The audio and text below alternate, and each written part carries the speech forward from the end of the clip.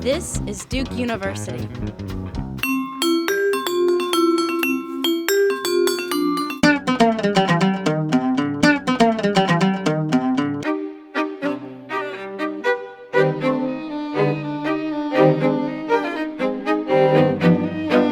Let me share some of those thoughts with you because I think that we can see the Bush-Cheney agenda here at work. There's a somewhat controversial but now clearly demonstrated pattern in crude oil production. Almost every major crude oil producing nation in the world has reached the peak of its productive ability and is on a downward slope. And the world as a whole may very well have reached its peak in 2005. And so Austria, Germany, the United States, Canada, Romania, Indonesia, the United States, even including Alaska, Egypt, India, Syria, Gabon, Malaysia, Argentina, Venezuela, Colombia, Ecuador, the UK, that includes the North Sea, Australia, Oman, Norway, Yemen, Denmark, and Mexico have all reached their peaks.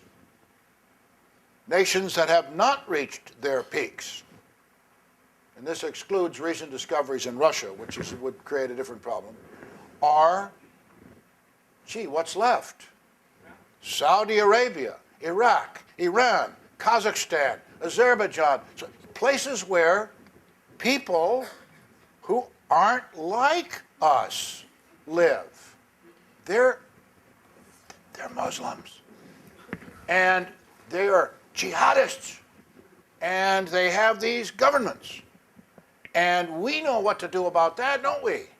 Because when the Iranians decided that they wanted Mohammad Mossadegh to be their premier, you remember way back when in the 50s, we knew what to do with that. We couldn't let Iranian secular nationalism take over. That'd be terrible. You'd wind up with Islamic jihadists or something later on, maybe, or what. So anyway, the CIA and the British overthrew Mossadegh, right? So here's a part of the world in which these crude oil supplies still exist. And our dependence on those crude oil supplies is great and in some sense growing. Growing perhaps not in the sense of absolute consumption, because we may not be using quite so much gasoline given that the prices went up. Oh, the French did a great thing.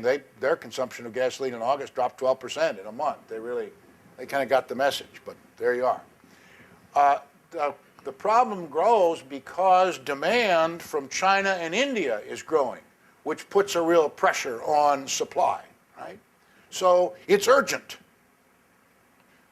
It's also urgent because Cheney and Halliburton and all their friends, they have a certain vision of how you need to exploit this valuable resource.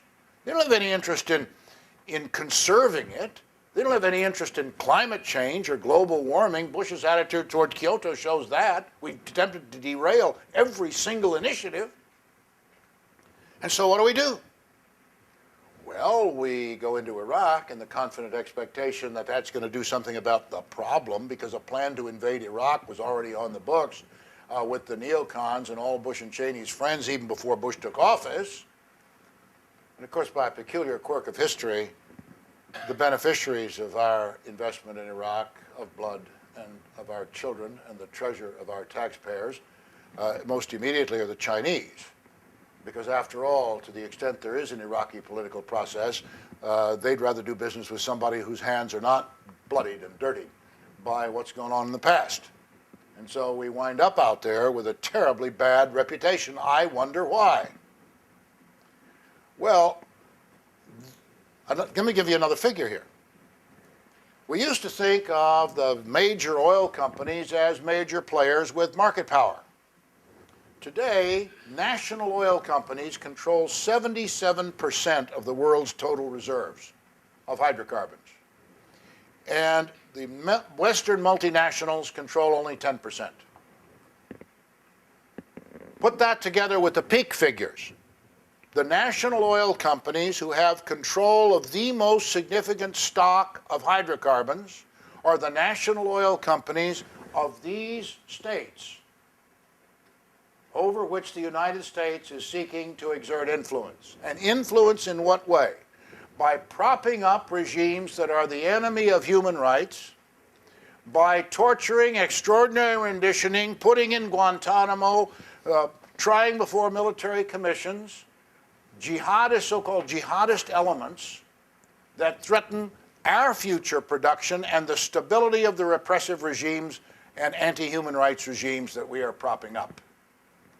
To me, that is the challenge. And just as the challenge of French domination of Indochina, Algeria, and Tunisia, the perceived necessity, because in retrospect, why did they need to do that, right?